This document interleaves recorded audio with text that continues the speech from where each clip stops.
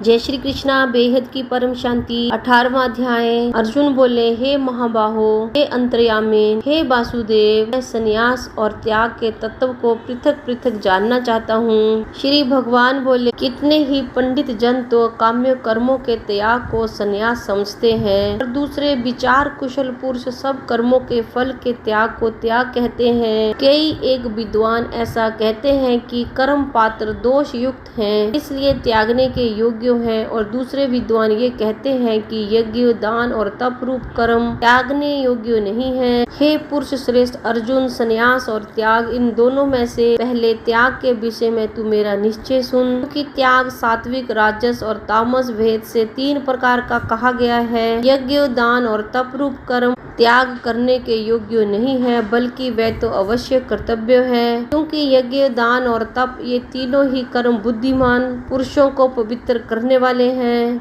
इसलिए हे पार्थ, इन यज्ञ, दान और तप रूप कर्मों को तथा और भी संपूर्ण कर्तव्य कर्मों को आसक्ति और फलों का त्याग करके अवश्य करना चाहिए। ये मेरा निश्चय किया हुआ उत्तम मत है। निषिद्ध और काम्य कर्मों का तो स्वरूप से त्याग करना उचित ही है, परंतु नियत कर्म का स्वरूप से त्याग करना उचित नहीं है, इसलिए मोह के कारण उसका त्याग कर देना तामस त्याग कहा गया है। जो कुछ कर्म है वह सब दुख रूप ही है, ऐसा समझकर यदि कोई शारीरिक क्लेश के भेद से कर्तव्य कर्मों का त्याग कर दे तो वह ऐसा राजस त्याग करके त्याग के फल को किसी प्रकार भी नहीं पाता। हे अर्जुन, जो शास्त्र विहित कर्म करना कर्तव्य है, इसी भाव से आसक्ति और फल का त्याग करके किया जाता है, वे ही सात्विक त्याग माना गया है। जो मनुष्य अकुशल कर्म से तो द्वेष नहीं करता और कुशल कर्म में आसक्त नहीं होता, वह शुद्ध सत्व गुण से युक्त पुरुष, संशय रहित बुद्धिमान, सच्चा त्यागी है। क्योंकि शरीरधारी किसी भी मनुष्य के द्वारा संपूर्णता से सब कर्मों का त्याग किया जाना शक्य नहीं है, इसलिए जो कर्म फल का त्यागी है वही त्यागी है। ये कहा जाता है, कर्म फल का त्याग न करने वाले मनुष्यों के कर्मों का तो अच्छा बुरा और मिला हुआ ऐसे 3 प्रकार का फल मरने के पश्चात अवश्य होता है, किंतु कर्म फल का त्याग कर देने वाले मनुष्यों के कर्मों का फल किसी काल में भी नहीं होता। हे महाबाहो, संपूर्ण कर्मों की सिद्धि के ये 5 हेतु कर्मों का अंत करने के लिए उपाय बतलाने वाले सांख्य शास्त्र में कहे गए हैं, उनको तुम मुझसे भली भांति जान। इस विषय में अर्थात कर्मों की सिद्धि में अधिष्ठान और कर्ता तथा भिन्न भिन्न प्रकार के कारण एवं नाना प्रकार की अलग अलग चेष्टाएं, और वैसे ही 5वां हेतु देव है। मनुष्य मन, वाणी और शरीर से शास्त्रानुकूल अथवा विपरीत जो कुछ भी कर्म करता है उसके ये 5 कारण हैं, परंतु ऐसा होने पर भी जो मनुष्य अशुद्ध बुद्धि होने के कारण उस विषय में यानी कर्मों के होने में केवल शुद्ध स्वरूप आत्मा को कर्ता समझता है, वह मलिन बुद्धि वाला अज्ञानी यथार्थ नहीं समझता। जिस पुरुष के अंतःकरण में मैं करता हूँ ऐसा भाव नहीं है, तथा जिसकी बुद्धि संसारिक पदार्थों में और कर्मों में लिपायमान नहीं होती, वह पुरुष इन सब लोगों को मारकर भी वास्तव में ना तो मारता है और ना पापों से बंधता है। ज्ञाता, ज्ञान और ज्ञेय ये 3 प्रकार के कर्म प्रेरणा है, और कर्ता, करण तथा क्रिया ये 3 प्रकार का कर्म संग्रह है। गुणों की संख्या करने वाले शास्त्र में ज्ञान और कर्म तथा कर्ता गुणों के भेद में 3-3 प्रकार के ही कहे गए हैं, उनको भी तू मुझसे भली भांति सुन। जिस ज्ञान से मनुष्य पृथक पृथक सब भूतों में एक अविनाशी परमात्म भाव को विभाग रहित समभाव से स्थित देखता है, उस ज्ञान को तो तू सात्विक जान, किंतु जो ज्ञान अर्थात जिस ज्ञान के द्वारा मनुष्य संपूर्ण भूतों में भिन्न भिन्न प्रकार के नाना भावों को अलग अलग जानता है, उस ज्ञान को तू राजस जान। परंतु जो ज्ञान एक कार्य रूप शरीर में ही संपूर्ण के सदृश आसक्त है तथा जो बिना युक्ति वाला तात्विक अर्थ से रहित और तुच्छ है, तामस कहा गया है। जो कर्म शास्त्र विधि से नियत किया हुआ और कर्तापन के अभिमान से रहित हो तथा फल न चाहने वाले पुरुष द्वारा बिना राग द्वेष के किया गया हो, वह सात्विक कहा जाता है। परंतु जो कर्म बहुत परिश्रम से युक्त होता है तथा भोगों को चाहने वाले पुरुष द्वारा या अहंकार युक्त पुरुष द्वारा किया जाता है, वह कर्म राजस कहा गया है। जो कर्म परिणाम, हानि, हिंसा और सामर्थ्यों को ना विचार कर केवल अज्ञान से आरंभ किया जाता है तामस कहा जाता है। जो कर्ता संग रहित, कार के वचन न बोलने वाला, धैर्य और उत्साह से युक्त तथा कार्यों के सिद्ध होने और न होने में हर्ष, शोक आदि विकारों से रहित है, वह सात्विक कहा जाता है। जो कर्ता आसक्ति से युक्त, कर्मों के फल को चाहने वाला और लोभी है तथा दूसरों को कष्ट देने के भाव वाला, अशुद्धाचारी और हर्ष शोक से लिप्त है, राजस कहा गया है। जो कर्ता अयुक्त, शिक्षा से रहित, घमंडी, धूर्त और दूसरों की जीविका का नाश करने वाला तथा शोक करने वाला, आलसी और दीर्घ सूत्री है, तामस कहा जाता है। हे धनंजय, अब तू बुद्धि का और धृति का भी गुणों के अनुसार 3 प्रकार का भेद मेरे द्वारा संपूर्णता से विभाग पूर्वक कहा जाने वाला सुन। हे पार्थ, जो बुद्धि प्रवृत्ति मार्ग और निवृत्ति मार्ग को, कर्तव्य और अकर्तव्य को, भेय और अभेय को तथा बंधन और मोक्ष को यथार्थ जानती है, वह बुद्धि सात्विकी है। हे पार्थ, मनुष्य जिस बुद्धि के द्वारा धर्म और अधर्म को तथा कर्तव्य और अकर्तव्य को भी यथार्थ नहीं जानता, वह बुद्धि राजसी है। हे अर्जुन, जो तमोगुण से गिरी हुई बुद्धि अधर्म को भी ये अधर्म है ऐसा मान लेती है तथा इसी प्रकार अन्य संपूर्ण पदार्थों को भी विपरीत मान लेती है, वह बुद्धि तामसी है। हे पार्थ, जिस अव्यभिचारिणी धारण शक्ति से मनुष्य ध्यान योग के द्वारा मन, प्राण और इंद्रियों की क्रियाओं को धारण करता है, वह धृति सात्विकी है। परंतु हे पृथापुत्र अर्जुन, फल की इच्छा वाला मनुष्य जिस धारण शक्ति के द्वारा अत्यंत आसक्ति से धर्म, अर्थ और कामों को धारण करता है, धारण शक्ति राजसी है। हे पार्थ, दुष्ट बुद्धि वाला मनुष्य जिस धारण शक्ति के द्वारा निंद्रा, भय, चिंता और दुख को तथा उन्मत्तता को नहीं छोड़ता अर्थात धारण किए रहता है, वह धारण शक्ति तामसी है। हे भरत श्रेष्ठ, अब 3 प्रकार के सुख को भी तू मुझसे सुन। जिस सुख में साधक मनुष्य भजन, ध्यान और सेवा आदि के अभ्यास से रमण करता है और जिससे दुखों के अंत को प्राप्त हो जाता है, जो ऐसा सुख है वह आरंभ काल में यद्यपि विष के तुल्य प्रतीत होता है, परंतु परिणाम में अमृत के तुल्य है। इसलिए वह परमात्म विषयक बुद्धि के प्रसाद से उत्पन्न होने वाला सुख सात्विक कहा गया है। जो सुख विषय और इंद्रियों के संयोग से होता है, वह पहले भोग काल में अमृत के तुल्य प्रतीत होने पर भी परिणाम में विष के तुल्य है, इसलिए वह सुख राजस कहा गया है। जो सुख भोग काल में तथा परिणाम में भी आत्मा को मोहित करने वाला है, निद्रा, आलस्य और प्रमाद से उत्पन्न सुख तामस कहा गया है। पृथ्वी में या आकाश में अथवा देवताओं में तथा इनके सिवा और कहीं भी ऐसा कोई भी सत्व नहीं है जो प्रकृति से उत्पन्न इन तीनों गुणों से रहित हो। हे परंतु ब्राह्मण, क्षत्रिय और वैश्यों तथा शूद्रों के कर्म स्वभाव से उत्पन्न गुणों द्वारा विभक्त किए गए हैं।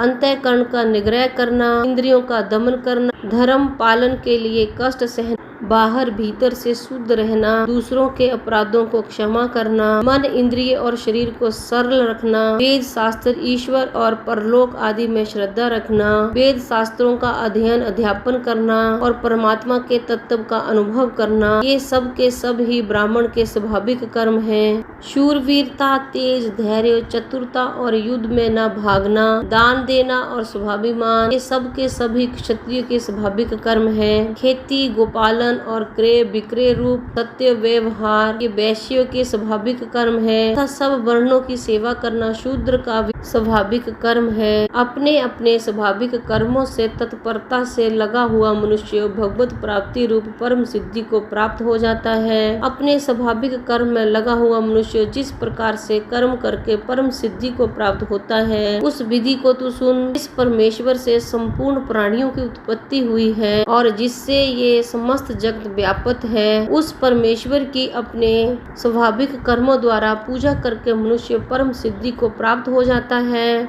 अच्छी प्रकार आचरण किए हुए दूसरों के धर्म से गुण रहित भी अपना धर्म श्रेष्ठ है, क्योंकि स्वभाव से नियत किए हुए स्वधर्म रूप कर्म को करता हुआ मनुष्य पाप को नहीं प्राप्त होता। अतएव हे कुंती पुत्र, दोष युक्त होने पर भी सहज कर्म को नहीं त्यागना चाहिए, क्योंकि धुएं से अग्नि की भांति सभी कर्म किसी न किसी दोष से युक्त है, सर्वत्र आसक्ति रहित बुद्धि वाला, स्प्रिया रहित जीते हुए अंतःकरण वाला पुरुष सांख्य योग के द्वारा उस परम नैष्कर्म्य सिद्धि को प्राप्त होता है जो कि ज्ञान योग की परानिष्ठा है। उस नैष्कर्म्य सिद्धि को जिस प्रकार से प्राप्त होकर मनुष्य ब्रह्म को प्राप्त होता है, उस प्रकार को हे कुंती पुत्र तू संक्षेप में ही मुझसे समझ। विशुद्ध बुद्धि से युक्त तथा हल्का, सात्विक और नियमित भोजन करने वाला, शब्द आदि विषयों का त्याग करके एकांत और शुद्ध देश का सेवन करने वाला, सात्विक धारण शक्ति के द्वारा अंतःकरण और इंद्रियों का संयम करके मन, वाणी और शरीर को बस में कर लेने वाला, राग द्वेष को सर्वथा नष्ट करके भली भांति दृढ़ वैराग्य का आश्रय लेने वाला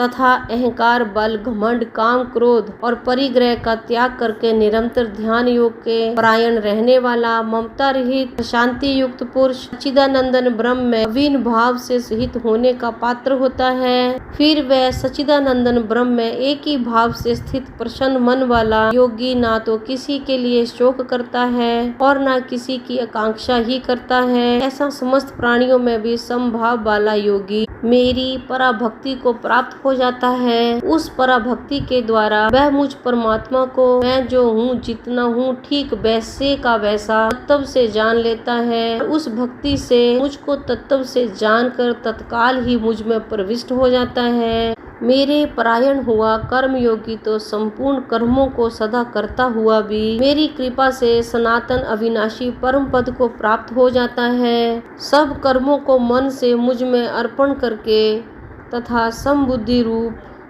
योग को अवलंबन करके मेरे परायण और निरंतर मुझ में चित्त वाला हो। उपरयुक्त प्रकार से मुझ में चित्त वाला होकर तू मेरी कृपा से समस्त संकटों को अनायास ही पार कर जाएगा और यदि अहंकार के कारण मेरे वचनों को ना सुनेगा तो नष्ट हो जाएगा, अर्थात परमार्थ से भ्रष्ट हो जाएगा। जो तू अहंकार का आश्रय लेकर ये मान रहा है कि मैं युद्ध नहीं करूंगा तो तेरा ये निश्चय मिथ्य है, क्योंकि तेरा स्वभाव तुझे जबरदस्ती युद्ध में लगा देगा। हे कुंती पुत्र, जिस कर्म को तू मोह के कारण करना नहीं चाहता उसको भी अपने पूर्वकृत स्वाभाविक कर्म से बंधा हुआ परवश होकर करेगा। हे अर्जुन, शरीर रूप यंत्र में आरूढ़ हुए संपूर्ण प्राणियों को अंतर्यामी परमेश्वर अपनी माया से उनके कर्मों के अनुसार भ्रमण कराता हुआ सब प्राणियों के हृदय में स्थित है। हे भारत, तू सब प्रकार से उस परमेश्वर की ही शरण में जा। उस परमात्मा की कृपा से ही तू परम शांति को तथा सनातन परम धाम को प्राप्त होगा। इस प्रकार ये गोपनीय से भी अति गोपनीय ज्ञान मैंने तुझसे कह दिया। अब तू इस रहस्य युक्त ज्ञान को पूर्णतया भली भांति विचार कर जैसा चाहता है वैसा ही कर। संपूर्ण गोपनीय से अति गोपनीय मेरे परम रहस्य युक्त वचन तू फिर भी सुन। तू मेरा अतिशय प्रिय है, इससे ये परम हितकारक वचन मैं तुझसे कहूँगा। हे अर्जुन, तू मुझसे मन वाला हो, मेरा भक्त बन, मेरा पूजन करने वाला हो और मुझको प्रणाम कर। ऐसा करने से तू मुझे ही प्राप्त होगा, ये मैं तुझसे सत्य प्रतिज्ञा करता हूँ, कि तू मेरा अत्यंत प्रिय है। संपूर्ण धर्मों को अर्थात संपूर्ण कर्तव्य कर्मों को मुझ में त्याग कर तू केवल एक मुझ सर्वशक्तिमान सर्वाधार परमेश्वर की ही शरण में आ जा। मैं तुझे संपूर्ण पापों से मुक्त कर दूंगा। तू शोक मत कर। तुझे ये गीता रूप रहस्य में उपदेश किसी भी काल में ना तो तप रहित मनुष्य से कहना चाहिए, ना भक्ति रहित से और ना बिना सुनने की इच्छा वाले से ही कहना चाहिए, तथा जो मुझ में दोष दृष्टि रखता है उससे तो कभी भी नहीं कहना चाहिए। जो पुरुष मुझ में परम प्रेम करके इस परम रहस्य युक्त गीता शास्त्र को मेरे भक्तों में कहेगा वह मुझको ही प्राप्त होगा, इसमें कोई संदेह नहीं है। उससे बढ़कर मेरा प्रिय कार्य करने वाला मनुष्यों में कोई भी नहीं है, तथा पृथ्वी भर में उससे बढ़कर मेरा प्रिय दूसरा कोई भविष्य में होगा भी नहीं। जो पुरुष इस धर्म में हम दोनों के संवाद रूप गीता शास्त्र को पढ़ेगा उसके द्वारा भी मैं ज्ञान यज्ञ से पूजित होऊंगा, ऐसा मेरा मत है। जो मनुष्य श्रद्धा युक्त और दोष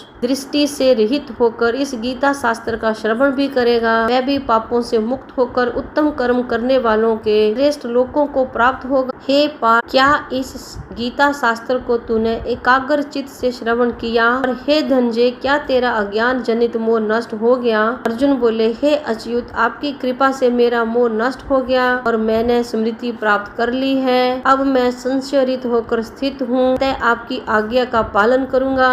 संजय बोले इस प्रकार मैंने श्री वासुदेव के और महात्मा अर्जुन के इस अद्भुत रहस्य युक्त रोमांच कारक संवाद को सुना। श्री व्यास जी की कृपा से दिव्य दृष्टि पाकर मैंने इस परम गोपनीय योग को अर्जुन के प्रति कहते हुए स्वयं योगेश्वर भगवान श्री कृष्ण से प्रत्यक्ष सुना। हे राजन, भगवान श्री कृष्ण और अर्जुन के इस रहस्य युक्त कल्याण कारक और अद्भुत संवाद को पुनः पुनः स्मरण करके मैं बार बार हर्षित हो रहा हूँ। हे राजन, श्री हरि के उस अत्यंत विलक्षण रूप को भी पुनः पुनः स्मरण करके मेरे चित्त में महान आश्चर्य होता है और मैं बार बार हर्षित हो रहा हूँ। राजन, जहाँ योगेश्वर भगवान श्री कृष्ण है और जहाँ गांडीव धनुषधारी अर्जुन है, वहीं पर श्री विजय विभूति और अचल नीति है, ऐसा मेरा मत है। ओम तत्सदिति। श्रीमद् भगवद गीता सुपनिषत्सु ब्रह्म विद्याम योग शास्त्रे श्री कृष्ण अर्जुन संवादे मोक्ष संन्यास योगो नाम 18 अध्याय।